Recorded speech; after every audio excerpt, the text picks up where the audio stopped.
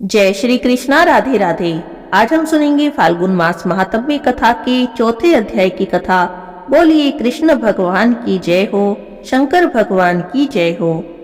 श्री सूत जी महाराज कहते हैं, जो नित्य आनंद में शांत निर्विकल्प निरामय अनादि अनंत शिव तत्व को जानते हैं, वे परम पद को प्राप्त होते हैं।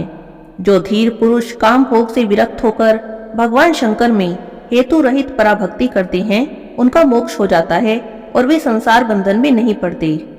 जो मायामय संसार में चिरकाल तक सुखपूर्वक विहार करके देहावसान होने पर मोक्ष चाहते हैं, उनके लिए यही धर्म बताया गया है कि संसार में भगवान शिव की पूजा सदा ही स्वर्ग और मोक्ष का हेतु है।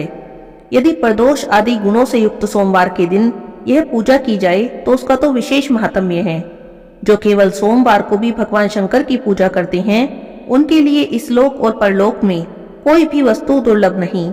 सोमवार को उपवास करके पवित्र होकर इंद्रियों को वश में रखते हुए वैदिक अथवा लौकिक मंत्रों से विधि पूर्वक भगवान शिव की पूजा करनी चाहिए।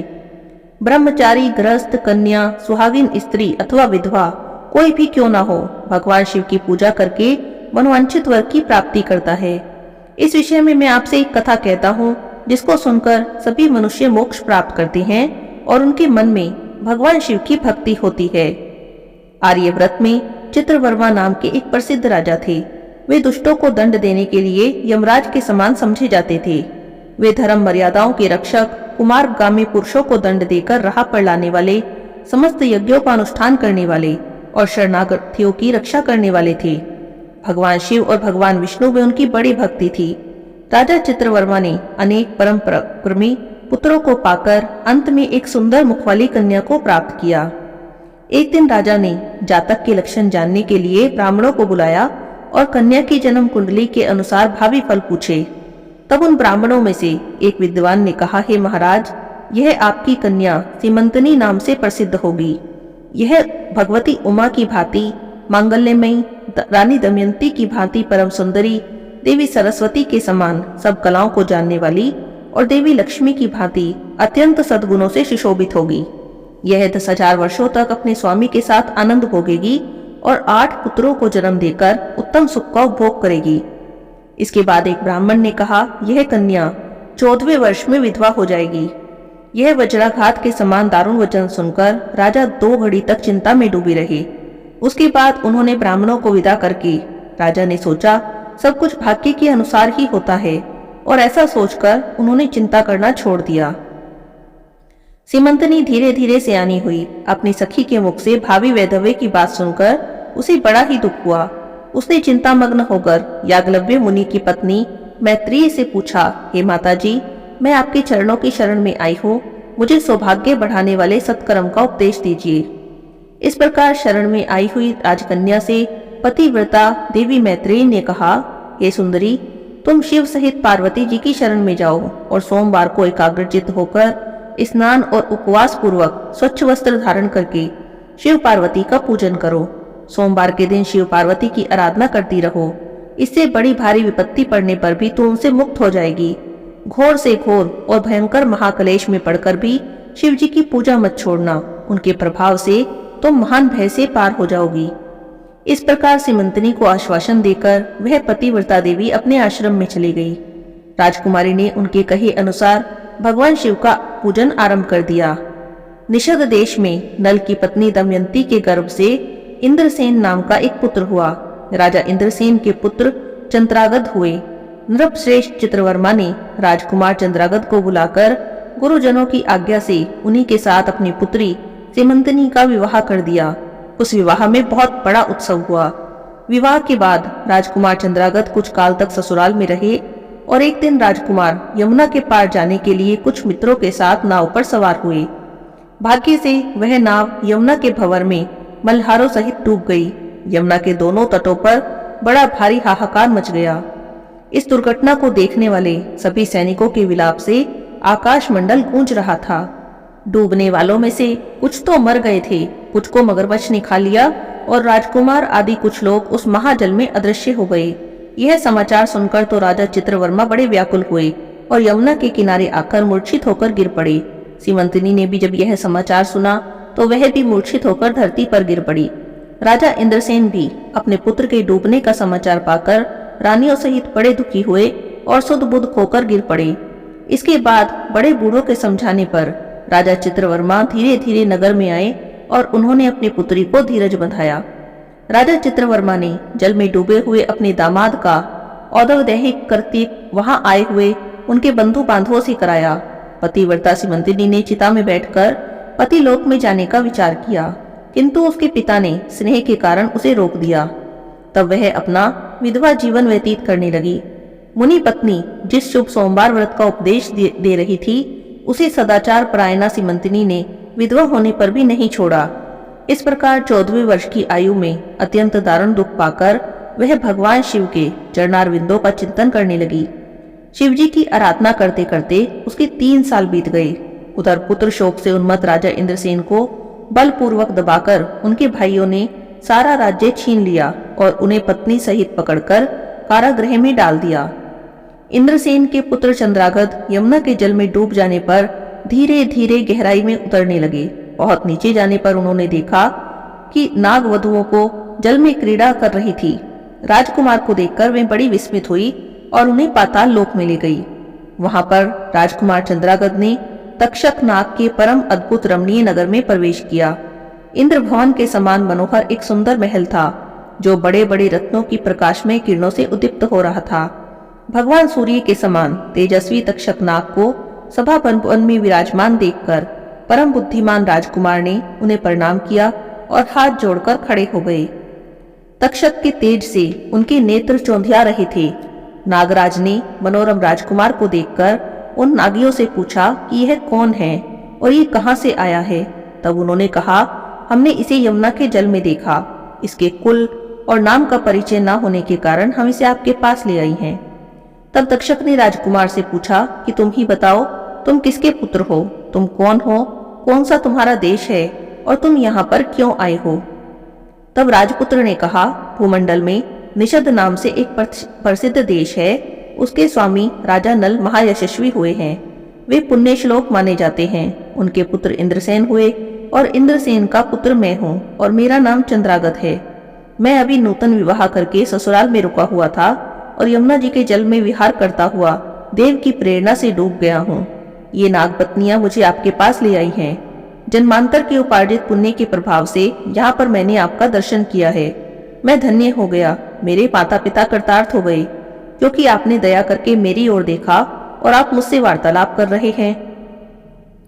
इस प्रकार अत्यंत मनोहर उदारतापूर्ण वचन सुनकर तक्षक ने कहा, हे राजकुमार, तुम भय न करो, धैर्य रखो और बताओ तुम संपूर्ण देवताओं में से किसकी पूजा करते हो। तब राजकुमार ने कहा, जो संपूर्ण देवों में महादेव कहे जाते हैं, उन्हें विश्वात्मा उमापति भगवान शिव की मैं पूजा करता हूँ। जो विधाता के भी विधाता, कारणों के भी कारण, तेजों में सर्वोत्कृष्ट तेज हैं, वे भगवान शिव मेरी परम गति हैं। जो अत्यंत निकट होने पर भी पाप से दूषित चित्त वाले पुरुष के लिए बहुत दूर हैं और जिनके तेज की कोई सीमा नहीं, जो अग्नि, भूमि, वायु, जल और आकाश में स्थित हैं, वे विश्वात्मा भगवान सदाशिव हमारे लिए सदा पूजनीय हैं। जो संपूर्ण भूतों के साक्षी हैं, सबकी आत्मा में स्थित रहने वाले परमेश्वर हैं और निरंजन हैं। संपूर्ण संसार जिनकी इच्छा के अधीन है, मैं उन्हीं भगवान शिव की पूजा करता हूँ।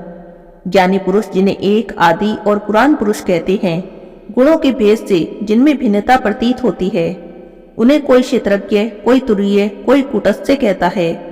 भगवान शिव मेरे परम आश्रय हैं, जो चैतन्य में अचिंत्य तत्व हैं और जिनके तेज का कहीं भी अंत नहीं है।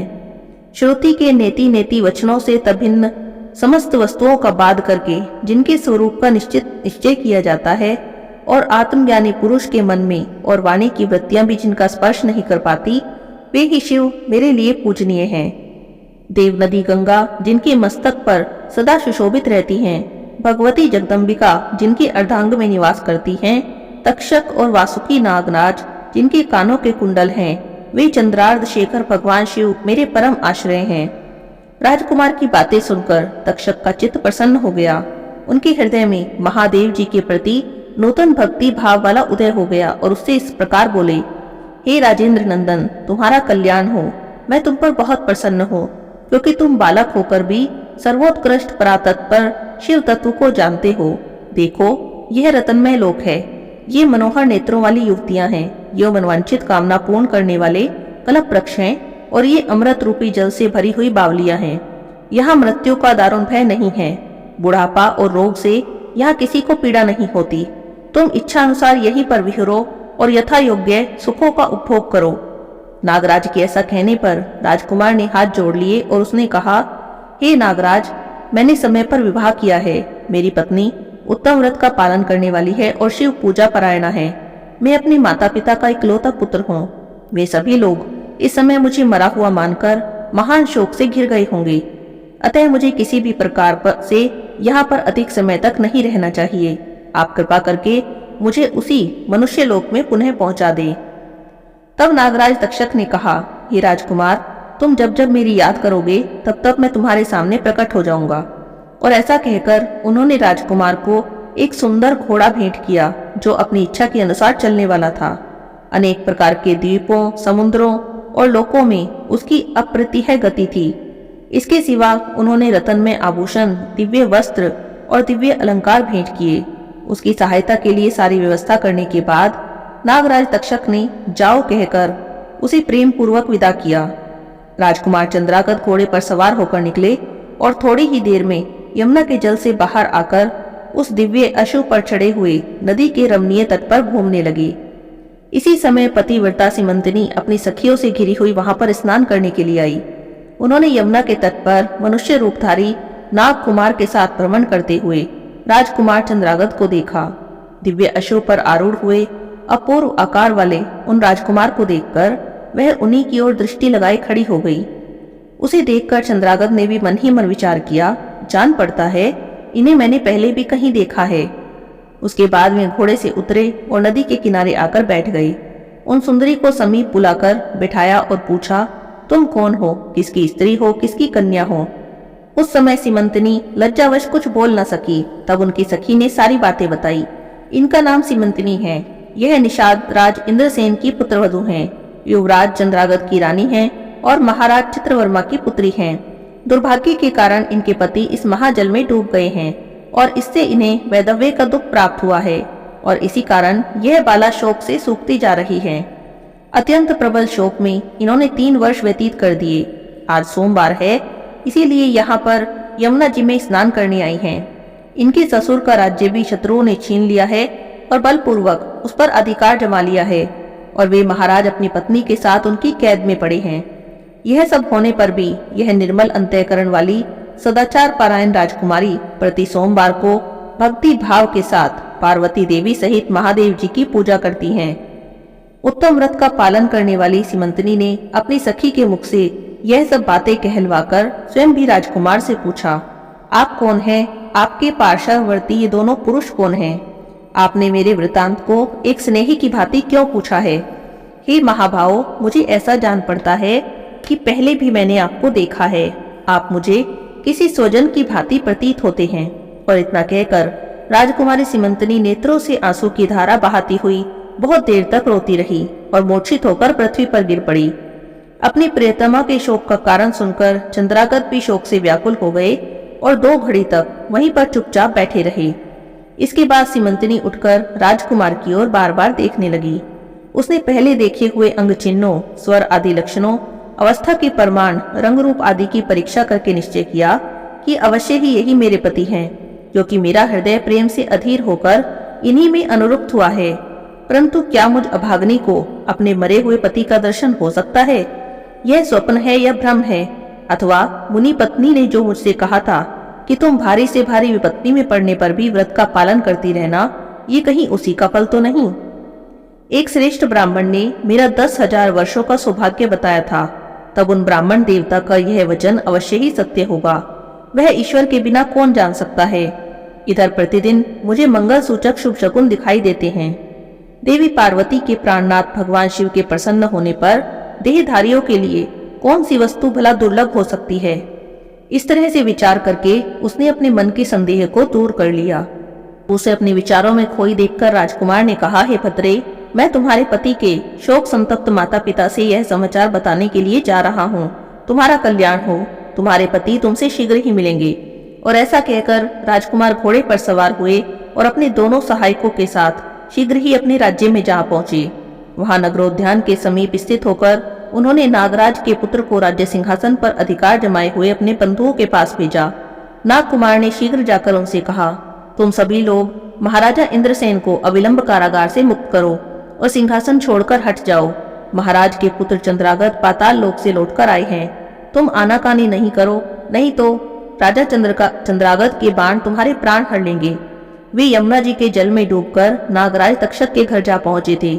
वहां से उनकी सहायता पाकर पुनः इस लोक में आए हैं। नागकुमार की कही ये सभी बातें सुनकर शत्रुओं ने भी बहुत अच्छा कहकर उनकी आज्ञा स्वीकार कर ली और महाराजा इंद्रसेन को उनके खोए हुए पुत्र के पुनः लौट आने का समाचार बताकर उन्हें उनका सिंहासन लौटा दिया। महाराज को प्रसन्न करके वे सभी लोग भयभीत बने रहे। मेरा पुत्र आ रहा है, यह बात सुनकर राजा प्रेम के आंसू बहाते हुए आनंद में डूब गए और यही दशा महारानी की भी थी। इसके बाद सब नागरिक, वृद्ध, मंत्री, पुरोहित आगे जाकर राजकुमार चंद्रागत से मिले और हृदय से लगाकर उन्हें महाराज के समीप ले गए। अपने भवन में प्रवेश करके अश्रु वर्षा करते हुए राजकुमार ने माता पिता के चरणों में प्रणाम किया। चरणों में पड़े हुए पुत्र को उठाकर राजा ने उसे अपने हृदय से लगा लिया। फिर माता को प्रणाम करके उनका आशीर्वाद लिया और फिर राजकुमार अपने नगर वासियों से मिले और सबको यथा योग्य सम्मान दिया। पुनः सबके साथ राज्यसभा में बैठकर उन्होंने सब वृतांत अपने पिता से कहा। नागराज तक्षक से मित्रता होने की बात भी कही। राजकुमार का चरित्र देखकर और सुनकर राजा इंद्रसेन बहुत हर्ष से विहल हो गए। उन्होंने अपने मन में माना कि मेरी पुत्रवधू ने भगवान महेश्वर की आराधना करके इस अनुपम सौभाग्य का अर्जन किया है। निषाद राज ने यह मंगलमयी वार्ता दूतों के द्वारा महाराज चित्रवर्मा को कहलवा दी।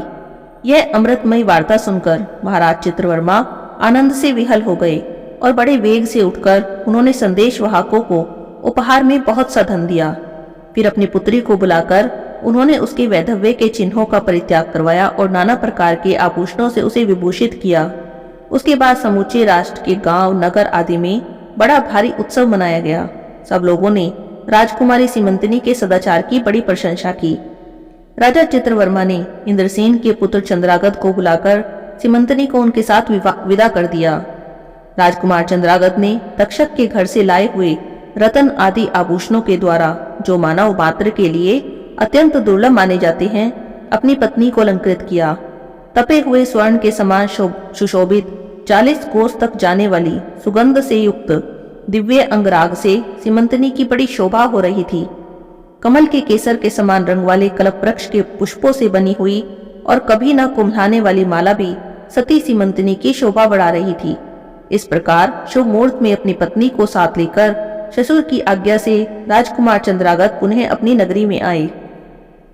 महाराजा इंद्रसेन ने अपने पुत्र को राज्य सिंहासन पर बैठाया और तपस्या द्वारा भगवान शिव की आराधना करके योगी पुरुषों को उपलब्ध होने वाली उत्तम गति प्राप्त की। राजा चंद्रागत ने अपनी धर्मपत्नी सीमंतिनी के साथ 10,000 वर्षों तक नाना प्रकार के विषयों का उपभोग किया। उन्होंने 8 पुत्रों और 1 कन्या को जन्म दिया। सीमंतिनी प्रतिदिन भगवान महेश्वर की पूजा करती थी और अपने स्वामी के साथ सुख से रहती थी। उन्होंने सोमवार व्रत के प्रभाव से अपना खोया हुआ सौभाग्य पुनः प्राप्त किया था। आज के अध्याय की कथा यहीं पर समाप्त होती है। आगे की कथा हम अगले अध्याय में सुनेंगे। बोलिए शंकर भगवान की जय हो, कृष्ण भगवान की जय हो।